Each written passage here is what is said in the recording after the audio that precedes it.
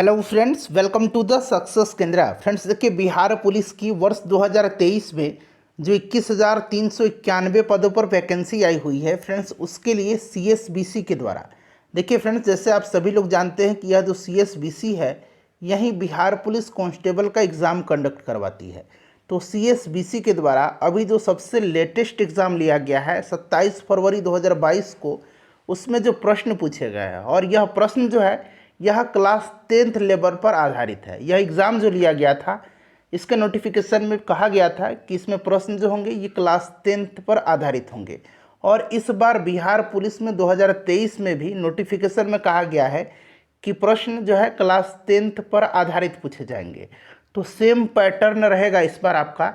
Video को पूरा देखिएगा, पूरे 100 प्रश्न जो है इसमें, और सभी का यहाँ पर मैंने व्याख्या सहित उत्तर आपको दिया हूँ, इसीलिए वीडियो को ध्यानपूर्वक देखिएगा। चैनल पर अगर आप पहली बार विजिट कर रहे हैं तो चैनल को सब्सक्राइब कर लीजिए और जो बेल आइकन है, घंटी का निशान है, उसको ज़रूर दबा लीजिएगा, ताकि जब भी बिहार पुलिस नई भर्ती 2023 से संबंधित कोई भी इम्पोर्टेंट वीडियो अपलोड किया जाए तो उसका नोटिफिकेशन सबसे पहले आपके पास पहुंच जाए।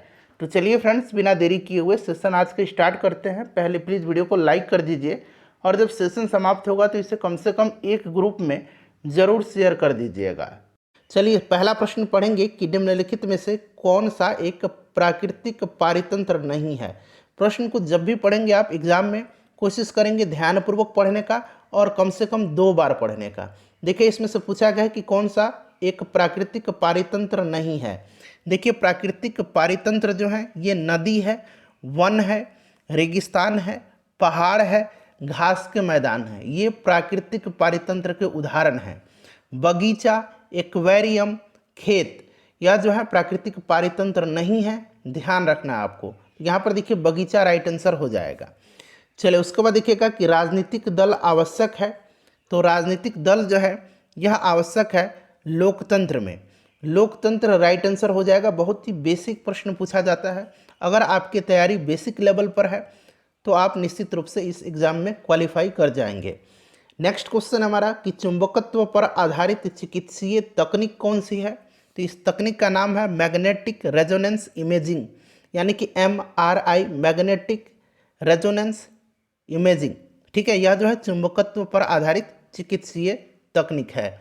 नेक्स्ट क्वेश्चन हमारा कि neither the boys nor the teacher, खाली स्थान दिया गया है प्रेजेंट। तो यहाँ पर जो है इज का इस्तेमाल होगा। Neither the boys nor the teacher is present, option number A right answer हो जाएगा। उसके बाद देखिए 1950 के पहले हिंद चीन में कौन कौन से देश शामिल थे। तो हिंद चीन में जो है वियतनाम, कंबोडिया और लाओस शामिल थे। वियतनाम, कंबोडिया और Laos, option number A right answer हो जाएगा। और ये सभी देश फ्रांसीसी उपनिवेश के अधीन थे। विश्व के इतिहास से भी थोड़ा बहुत प्रश्न पूछा जाता है। और देखिए फ्रेंड्स, जितने भी प्रश्न सीएसबीसी के द्वारा जो एग्ज़ाम कंडक्ट कराए गए, चाहे वह बिहार पुलिस कांस्टेबल का हो, बिहार फायरमैन का हो, बिहार फॉरेस्ट गार्ड का हो, बिहार मद्य निषेध का हो, ठीक है, जितने भी प्रश्न पूछे गए हैं सीएसबीसी के द्वारा उनको मैं आपको कवर करवा दूंगा सब्जेक्ट वाइज। हिस्ट्री का अलग, पॉलिटी का अलग, ज्योग्राफी का अलग, साइंस का अलग। जल्द मैं वीडियो लेकर के आऊँगा ताकि प्रीवियस ईयर में जितने भी प्रश्न पूछे गए हैं उसका अच्छे तरीके से रिवीजन आप कर पाएंगे। देखिए निम्नलिखित में से कौन त्रिभुजों की सर्वसमांगता का एक प्रतिबंध नहीं है। तो देखिए जो त्रिभुज की सर्वांग समता का जो फ्रेंड्स जो आपका प्रतिबंध है, ये प्रतिबंध जो है कौन कौन से हैं। तो एक होता है साइड साइड साइड, यानी कि भुजा भुजा भुजा। एक होता है SAS, यानी कि साइड एंगल साइड, यानी कि भुजा कोण भुजा।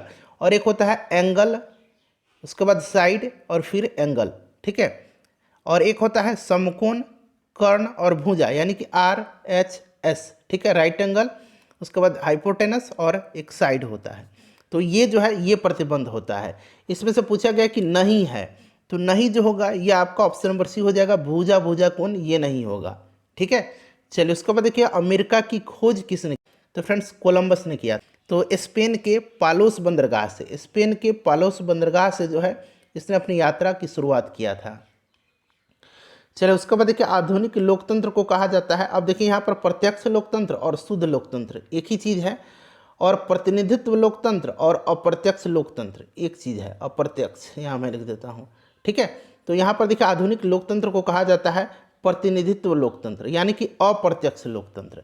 प्रत्यक्ष लोकतंत्र जहाँ पर जनमत संग्रह कराया जाता है और किसी मुद्दे पर वहाँ पर वोट कराया जाता है, जैसे कि स्विट्जरलैंड में है। तो यहाँ पर आधुनिक लोकतंत्र को कहा जाता है प्रतिनिधित्व लोकतंत्र या कहिए अप्रत्यक्ष लोकतंत्र। चलिए नेक्स्ट क्वेश्चन है कि 2011 की जनगणना के अनुसार भारत में साक्षरता दर कितनी है। तो भारत में साक्षरता दर जो है यह 74% के आसपास है, शायद 74.04% ऐसा कुछ करके है। तो यहाँ पर देखिए नियरेस्ट 73% दिया गया है। क्लियर। और सर्वाधिक जो साक्षरता है यह केरल में है और सबसे कम साक्षरता दर ये बिहार में है। बेकिंग सोडा का यहाँ पूछा गया कि बेकिंग सोडा क्या है। तो बेकिंग सोडा को कहा जाता है सोडियम बाइकार्बोनेट। तो यहाँ देखिए बाइकार्बोनेट दिया गया, option number D right answer हो जाएगा। चलो उसके बाद देखिए किस राज्य ने, यहाँ पर किस राज्य की टीम ने 2021-22 में विजय हजारे ट्रॉफी का खिताब जीता है। तो 2021-22 पूछा है, अब आपको 2022-23 ध्यान रखना है, ठीक है। देखिए 2021-22 में पहले मैं बता देता हूँ कि यह किसने जीता। तो फ्रेंड्स हिमाचल प्रदेश ने तमिलनाडु को हरा करके जीता। और 2022-23 वाला आपको याद रखना है कि सौराष्ट्र विनर है और हराया था महाराष्ट्र को। सौराष्ट्र ने महाराष्ट्र को हरा करके 2022-23 विजय हजारे ट्रॉफी का खिताब जीता है। चलिए अगला प्रश्न है कि फिल इन द ब्लैंक्स है कि इफ़, तो यहाँ पर होगा इफ़ खाली स्थान दिया गया आई कम, इफ़ ही विल गो, ठीक है, इफ़ ही विल गो आई कम, ठीक है। चलिए उसके बाद नेक्स्ट क्वेश्चन है, यहाँ पर देखिए अगला प्रश्न है हमारा कि यहाँ प्रोटेस्ट का आपको यहाँ पर क्लोजेस्ट मीनिंग बताना है। तो प्रोटेस्ट का मतलब क्या होता है। प्रोटेस्ट का मतलब आपत्ति करना होता है, ठीक है। रेज एन ऑब्जेक्शन होता है। तो यहाँ पर देखिएगा टू ऑब्जेक्ट होगा इसका क्लोजेस्ट मीनिंग। टू ऑब्जेक्ट का भी मतलब होता है रेज एन ऑब्जेक्शन, आपत्ति करना। उसके बाद देखिए जितेंद्रिय शब्द का सही संधि विच्छेद पूछा गया है। तो जितेंद्रिय का क्या हो जाएगा, जित प्लस इंद्रिय हो जाएगा। जित प्लस इंद्रिय राइट आंसर हो जाएगा। मृदा अपरदन को रोका जा सकता है। ये बहुत सारे वीडियो मैंने अपलोड किया है, साइंस का, जीके जीएस का, देख लीजिएगा, लिंक डिस्क्रिप्शन में मिल जाएगा। और चैनल को सब्सक्राइब कर लीजिए, रोजाना आपको जो है यहाँ पर वीडियो उपलब्ध कराए जाएंगे आपके एग्जाम तक। तो वृक्षारोपण के द्वारा राइट आंसर इसका हो जाएगा, option number A correct answer हो जाएगा, ठीक है। उसके बाद देखिए भारत के निहाल सरीन का संबंध किस खेल से है। तो निहाल सरीन का संबंध जो है ये शतरंज हो जाएगा, राइट आंसर। उसके बाद देखिए इस्पात तथा लोहे को जंग से सुरक्षित रखने के लिए उन पर यसद लेपन की प्रक्रिया में एक पतली परत जो है निम्न की है। तो यह जो होता है आपको पता है कि जिंक की पतली परत जो है चढ़ाई जाती है, यानी कि जस्ते की पतली परत। उसके बाद देखिए चूज द करेक्ट ऑप्शन, यहाँ खाली स्थान दिया गया है सेंट रविदास वाज ए, खाली स्थान दिया गया बाई प्रोफेशन, ठीक है। तो ये क्या थे प्रोफेशन से, तो यह एक मोची थे, कॉबलर थे, ठीक है। तो कॉबलर यहाँ पर हो जाएगा, मोची थे संत रविदास। चलिए उसके बाद देखेंगे कि उसने मुझे सोता हुआ पाया। इसका जो है ट्रांसलेशन आपको यहाँ इसमें से बताना है, ट्रांसलेट करना है। तो ही फाउंड मी स्लीपिंग हो जाएगा, right answer. He found me sleeping, यानी कि करेक्ट आंसर आपका ऑप्शन नंबर ए हो जाएगा। उसके बाद देखिएगा कि उत्तर दक्षिण गलियारा जोड़ता है। उत्तर दक्षिण गलियारा जो है ध्यान से सुनेंगे, यह राष्ट्रीय राजमार्ग 44 के माध्यम से जो है श्रीनगर से, उत्तर में श्रीनगर से दक्षिण में कन्याकुमारी को जोड़ता है। ये तो आपका हो गया उत्तर दक्षिण गलियारा, राइट आंसर आपका श्रीनगर कन्याकुमारी हो जाएगा। वहीं अगर आपसे पूर्व पश्चिम गलियारा अगर पूछता, पूर्व पश्चिम गलियारा, तो पूर्व पश्चिम गलियारा जो है यह NH-27 के माध्यम से जो है यह आपका असम के सिलचर और गुजरात के पोरबंदर को जोड़ता है, यह पूर्व पश्चिम गलियारा। तो इसको भी ध्यान रखेंगे। मानव पूंजी में निवेश करने का जरिया है, मानव पूंजी में निवेश करने का जरिया जो है यह पूछा जा रहा है। तो यह शिक्षा और प्रशिक्षण दोनों है, शिक्षा, प्रशिक्षण, स्वास्थ्य, सूचना, ये सभी है। तो शिक्षा और प्रशिक्षण दोनों हो जाएगा। उसके बाद देखिए तृतीय क्षेत्र में सम्मिलित गतिविधि नहीं है। तृतीय क्षेत्र में जो इसमें से सम्मिलित नहीं है वो आपका पूछा गया है। तो ये आपका पशुपालन नहीं है। पशुपालन जो है यह प्राथमिक क्षेत्र में आता है, पशुपालन प्राथमिक क्षेत्र में आता है, ध्यान रखना है आपको। किस देश में नाजी पार्टी स्थापित हुई थी। नाजी पार्टी की स्थापना जो है जर्मनी में हुआ था, हिटलर ने किया था। जर्मनी राइट आंसर हो जाएगा। चलिए नेक्स्ट क्वेश्चन है, देखिए वर्ल्ड हिस्ट्री का क्वेश्चन है। भारत में सर्वाधिक क्षेत्र में फैले हुए वन हैं। तो भारत में सर्वाधिक क्षेत्र में जो है उष्ण कटिबंधीय पर्णपाती वन फैला हुआ है और इनको मानसूनी वन भी कहा जाता है। तो यहाँ पर उष्ण कटिबंधीय पर्णपाती, ये याद रखना आपको, ये प्रश्न बार बार पूछा जाता है। उसके बाद देखिए प्रतिष्ठित लोकमान्य तिलक राष्ट्रीय पुरस्कार 2021 से किसे सम्मानित किया गया है। 2021 में यह साइरस पूनावाला को दिया गया था। 2022 में आपको याद रखना है DRDO की जो साइंटिस्ट हैं टेसी थॉमस, इनको दिया गया है टेसी थॉमस को। ठीक है, तो मैं करंट से रिलेट करके भी जो नया प्रश्न बनेगा वो भी मैं आपको बताते चल रहा हूँ। विद्युत का तंतु जो होता है बना होता है, तो ये जो फिलामेंट होता है ये आपका टंगस्टन का बना होता है, याद रखेंगे। और विद्युत हीटर में जो जो आपका तार बना होता है, जो ये नाइक्रोम का होता है। चक्रवृद्धि ब्याज की दर से 1250 रुपये 2 वर्ष में 1800 रुपया हो जाएगा। सिंपल सा क्वेश्चन है, फॉर्मूला आपको याद होगा तो आप इजीली इसको पुट कर सकते हैं। ठीक है, फॉर्मूले पर पुट करना है आपको। यहाँ पर ए भी दिया गया है और आपका पी भी गिवन है। आपका यहाँ पर इजीली आप यहाँ से रेट निकाल सकते हैं। टाइम भी दिया है 2 वर्ष, यहाँ 2 वर्ष पुट करना है और आपको निकाल देना है। ठीक है, राइट आंसर मैं 20% आपको बता दे रहा हूँ, राइट आंसर होगा इसका। देखिए खिलौने पर 12% की छूट देने पर इसे 308 रुपये में बेचा जाता है, यानी कि विक्रय मूल्य 308 रुपया है। अंकित मूल्य यानी कि मार्क प्राइस आपसे पूछा जा रहा है, तो अंकित मूल्य का फॉर्मूला क्या होता है, विक्रय मूल्य हो जाएगा। तो विक्रय मूल्य कितना है 308 गुना 100, और यहाँ देखिए छूट दिया गया है तो 100 माइनस छूट होता है, तो 100 में से 12 घटा दीजिएगा तो ये 88 आ जाएगा। इसको सॉल्व कर लीजिए, 350 रुपया आपका राइट आंसर आ जाएगा। तारापुर केंद्र है, तो तारापुर केंद्र जो है ये महाराष्ट्र में है और यह एक आणविक शक्ति का केंद्र है। आणविक शक्ति का केंद्र 1972 में जो है इसकी स्थापना की गई थी। लीलाधर जगुड़ी द्वारा जो रचित कविता है, देखिए लीलाधर जगुड़ी का नाम इसलिए पूछा गया है क्योंकि इनको 2018 में व्यास सम्मान दिया गया था। अच्छा, अभी 2022 में अगर पूछेगा कि व्यास सम्मान किसको दिया गया है, तो ज्ञान चतुर्वेदी को दिया गया है, उनके उपन्यास पागल खाना के लिए, याद रहेगा आपको। चलिए, ज्ञान चतुर्वेदी को। तो लीलाधर जगुड़ी द्वारा जो रचित कविता है यह जो है मेरा ईश्वर हो जाएगा, मेरा ईश्वर। ठीक है, ध्यान रखना आपको। चलिए, उसके बाद अगला प्रश्न है, किसी त्रिभुज में यदि एक कोण शेष 2 कोण के योग के बराबर है तो त्रिभुज अवश्य है कि वह समकोण त्रिभुज होगा, समकोण त्रिभुज होगा। उसके बाद देखिए भारतीय सशस्त्र बलों के पहले चीफ ऑफ डिफेंस स्टाफ कौन थे, तो ये जनरल बिपिन रावत थे। ठीक है, हेलीकॉप्टर दुर्घटना में इनकी मृत्यु हो गई। ठीक है, ध्यान रखना है। अब दूसरे जो CDS बने हैं यानी कि चीफ ऑफ डिफेंस स्टाफ, ये अनिल चौहान बने हैं, नाम याद रखना आपको। फणीश्वरनाथ रेनी द्वारा रचित कहानी कौन सी है, तो ये लाल पान की बेगम है, लाल पान की बेगम, याद रखना है, लाल पान की बेगम। सूखी नदी का पुल जो है यह रामधारी सिंह दिनकर का है। उसने कहा था चंद्रधर शर्मा गुलेरी की है। 2 बैलों की कथा, यह मुंशी प्रेमचंद का है। चलिए, अगला प्रश्न है कि संयुक्त राष्ट्र का मुख्यालय यानी कि सचिवालय कहाँ अवस्थित है। स्थापना इसकी 24 अक्टूबर 1945 को हुई थी, याद रखेंगे आप। और हेडक्वार्टर जो है इसका कहाँ पर है, तो न्यूयॉर्क में है। अगला प्रश्न है कि हीमोग्लोबिन वर्णक पाया जाता है, तो देखिए हीमोग्लोबिन जो है यह पाया जाता है कहाँ पर, तो RBC में, यानी कि जो आपका लाल रक्त कणिका है उसमें पाया जाता है। और हीमोग्लोबिन में ऑक्सीजन को बांधने और मुक्त करने की क्षमता होती है।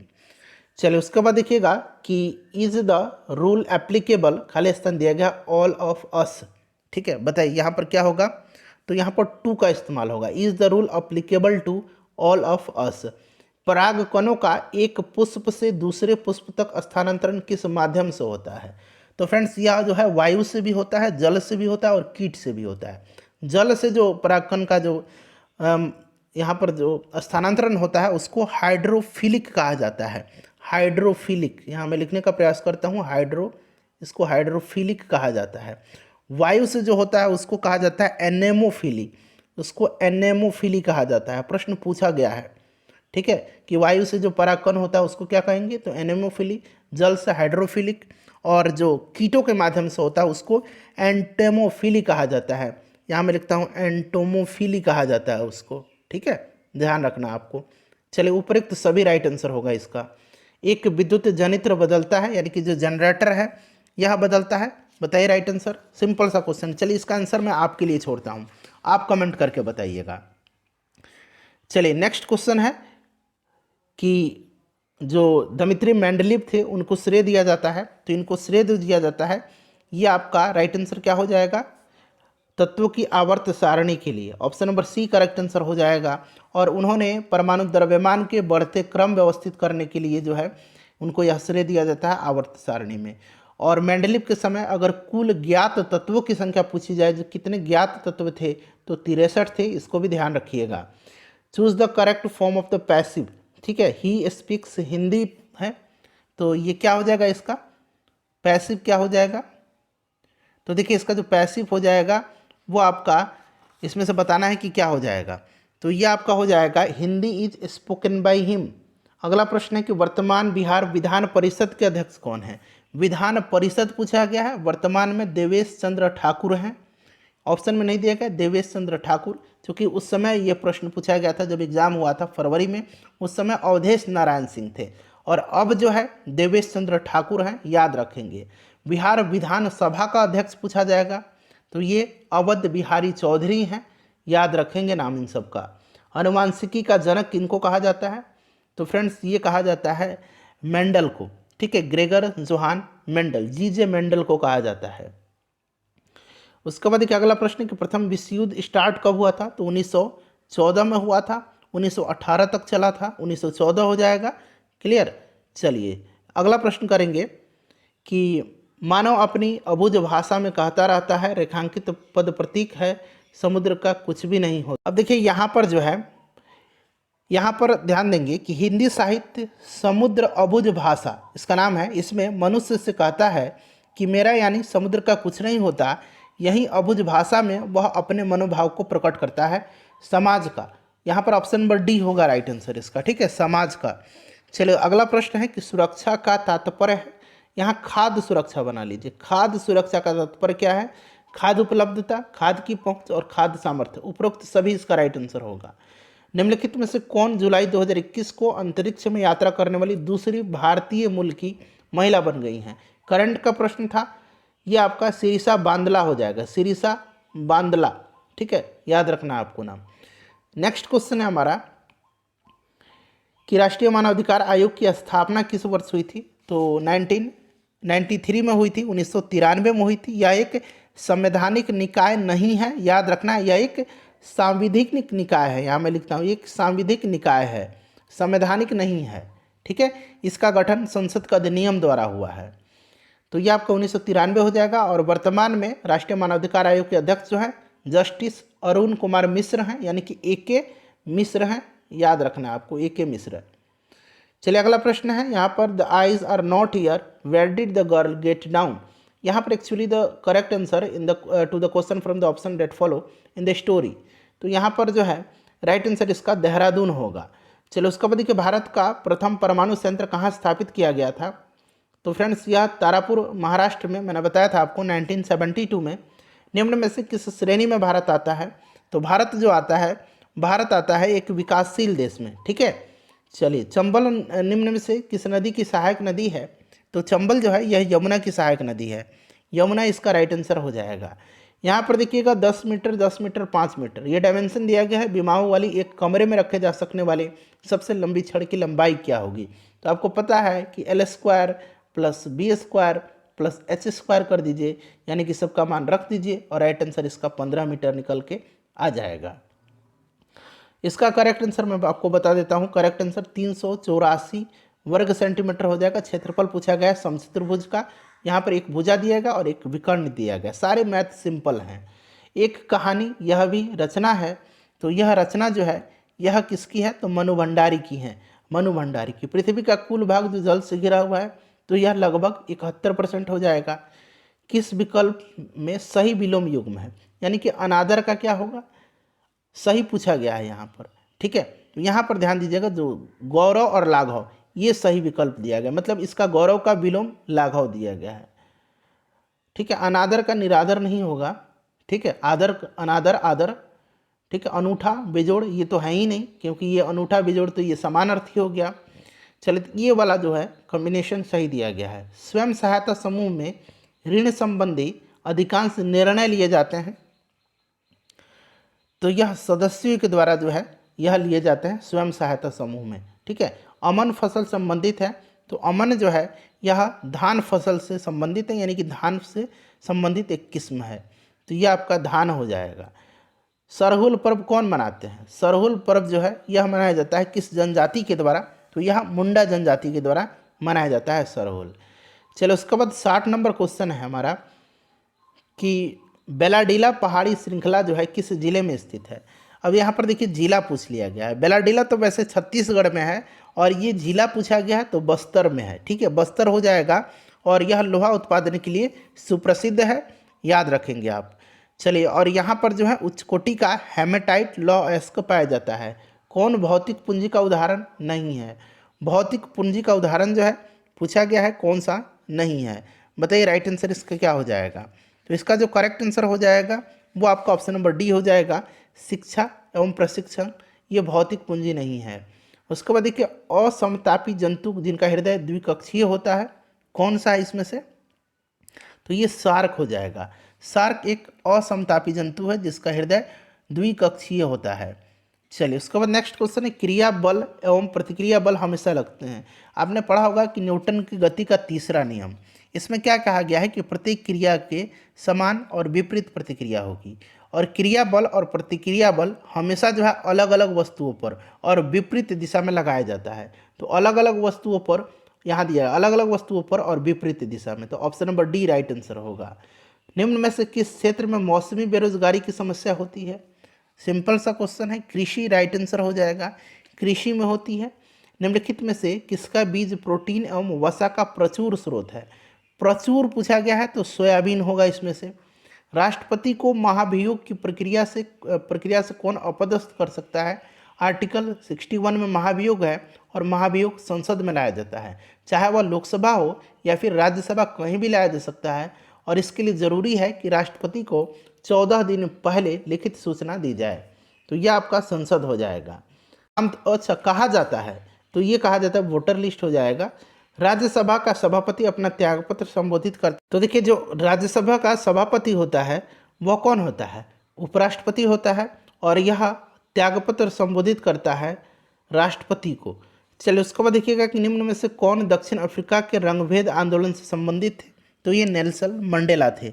नेल्सन मंडेला, याद रखेंगे फ्रेंड्स, 1990 में इनको भारत रत्न दिया जा चुका है और 1993 में इनको नोबेल का शांति पुरस्कार भी दिया जा चुका है।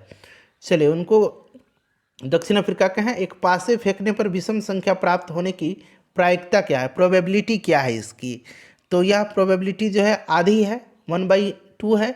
पंडित बिरजू महाराज का संबंध किस नृत्य से है? तो ये प्रसिद्ध कथक नर्तक थे पंडित बिरजू महाराज, ठीक है, याद रखेंगे। तो ये आपका कथक हो जाएगा। चलिए उसके बाद देखिए अगला प्रश्न है कि एक कंपनी जो एक से अधिक देशों में उत्पादन का स्वामित्व रखती है उस या नियंत्रण करती है, उसको क्या कहा जाता है? उसको कहा जाता है मल्टीनेशनल कंपनी, यानी कि बहुराष्ट्रीय कंपनी कहा जाता है, MNC। चलिए, कौन से कथन शब्द जो है यहाँ पर कमल के सभी पर्यायवाची हैं? जो पर्यायवाची हैं कमल के वो हो जाएगा सरोज, पंकज, अरविंद। यहाँ पर देखिए सरोज, पंकज, अरविंद, ठीक है, ध्यान रखना आपको। उसके बाद देखिए एक हॉल का फर्श आयताकार है, इसकी लंबाई दिया गया है, चौड़ाई दिया गया है। हॉल के फर्श को कवर करने के लिए यहाँ पर देखिए 6 मीटर 5 मीटर आकार के कितने कारपेट की आवश्यकता होगी? अब क्या करेंगे ना, आप इसका क्षेत्रफल हॉल का निकाल लीजिए। आयताकार है तो लंबाई गुना चौड़ाई हो जाएगा, ठीक है, और बटा कर दीजिए, ये भी तो आयताकार होना चाहिए, तो 6 गुना 5 कर दीजिए, सॉल्व कर दीजिएगा। राइट आंसर आपको निकल के आ जाएगा 54 कारपेट की संख्या। दाल का बहुवचन क्या होगा? दाल का दालें हो जाएगा। देशों के बीच विकास की तुलना करने हेतु उपयोगी मापक क्या है? तो उपयोगी मापक जो है यह प्रति व्यक्ति आय है, प्रति व्यक्ति आय राइट आंसर इसका होगा, ठीक है। अगला प्रश्न है, हड़प्पा के किस स्थल से जल प्रणाली के प्रमाण मिले हैं? तो जल प्रबंधन की जो उत्तम जो प्रणाली है इसके प्रमाण मिले हैं धौलावीरा, गुजरात से, ठीक है। चलिए उसके बाद देखिए आरबीआई के वर्तमान में गवर्नर, तो ये शक्तिकांत दास हैं। उसके बाद देखिएगा ये मैथ का क्वेश्चन है, मैं आंसर बता देता हूँ इसका, ठीक है, आप लोग सॉल्व करेंगे। यहाँ पर फिर से पूछा गया है कि 30% का यहाँ पर बट्टा है, 960 रुपये का यहाँ पर डिस्काउंट मिला है, तो मोबाइल फ़ोन का अंकित मूल्य क्या था, ठीक है। तो राइट आंसर आपका 3200 रुपया हो जाएगा। उसके बाद देखिए कौन सी नदी मुहाना यानी कि एस्चुरी का निर्माण करती है, एस्चुरी जो बनाती है यह कौन सी नदी बनाती है इसमें से, तो यह आपका नर्मदा हो जाएगा, ठीक है। नर्मदा नदी एस्चुरी का निर्माण करती है, अमरकंटक पठार से जो है यह उद्गमित होती है, ध्यान रखना है, और यह पश्चिम की ओर एक भ्रंश घाटी में बहती है। चलिए, और यह एस्चुरी का निर्माण करती है, खंभात की खाड़ी में जाकर के गिर जाती है। भारत में संप्रभु कौन है, तो हम भारत के लोग राइट आंसर हो जाएगा। बिहार दिवस मनाया जाता है 22 मार्च के दिन मनाया जाता है, और 22 मार्च की विश्व जल दिवस भी मनाया जाता है। नेक्स्ट क्वेश्चन है हमारा कि निम्न में से उपार्जित लक्षण कौन सा है। उपार्जित लक्षण जो है ये शरीर का वजन जो है उपार्जित लक्षण हो जाएगा इसमें से। यहाँ पर देखिएगा which festival is referred to in the Tolstoy little girls wiser than men, तो ये आपका क्या हो जाएगा, ईस्टर गुड फ्राइडे, ठीक है। तो यहाँ पर करेक्ट आंसर जो होगा इसका 84 का ये आपका जो होगा ऑप्शन नंबर यहाँ पर डी हो जाएगा, ईस्टर का। Where was the saint Kabir brought up in his early childhood days, right answer क्या होगा इसका, तो देखिए इनका जो लालन पालन हुआ था वो आपका वाराणसी में हुआ था, ठीक है, वाराणसी में हुआ था, तो वाराणसी इसका राइट आंसर हो जाएगा। सुंदरी वृक्ष पाए जाते हैं, तो सुंदरी वृक्ष जो है यह मैनग्रोव में पाया जाता है, यानी कि मैनग्रोव वन में, तो राइट आंसर इसका ऑप्शन नंबर बी हो जाएगा। Option number B correct answer हो जाएगा मैनग्रोव वन में। उसके बाद देखिए बादल या कोहरा किस कोलाइडी निकाय का उदाहरण है, तो बादल या कोहरा जो है यह द्रव जो है गैस में परिक्षिप्त कोलाइडी निकाय का एक उदाहरण है, यानी कि इसका जो सही आंसर हो जाएगा वो आपका ऑप्शन नंबर सी हो जाएगा, द्रव गैस में परिक्षिप्त। संज्ञा शब्द जहर इला प्रत्यय उसमें जोड़ने पर कौन सा विशेषण बनेगा, तो जहरीला बन जाएगा, सिंपल सा क्वेश्चन है, जहरीला राइट आंसर इसका हो जाएगा, ठीक है।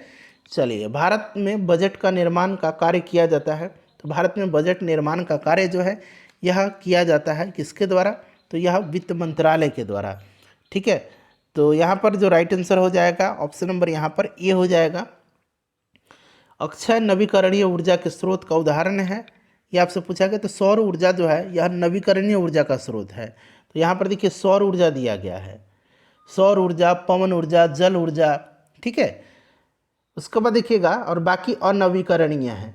निम्न में से कौन संविधान निर्मात्री सभा का सदस्य नहीं था, नहीं पूछा गया इसमें से, तो मोहम्मद अली जिन्ना जो होगा ये नहीं थे, right answer option number A हो जाएगा, मोहम्मद अली जिन्ना, ठीक है।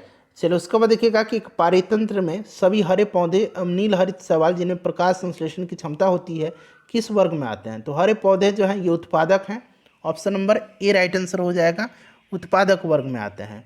उसके बाद देखिएगा कि परख जो हाल ही में खबरों में रहा किस क्षेत्र से जुड़ा पोर्टल है, तो परख जो है यह आपका जुड़ा हुआ है all India council for technical education, ठीक है, यानी कि राइट आंसर क्या हो जाएगा इसका, छात्र को सीखने का आकलन हो जाएगा, शिक्षा से जुड़ा हुआ है, option number C right answer हो जाएगा।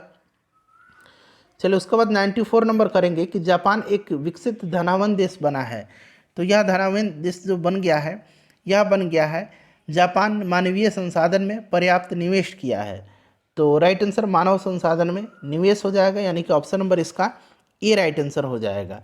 बायोगैस का मुख्य घटक क्या है, तो ये मीथेन है, मार्स गैस कहा जाता है इसको, CH4 इसका फॉर्मूला होता है।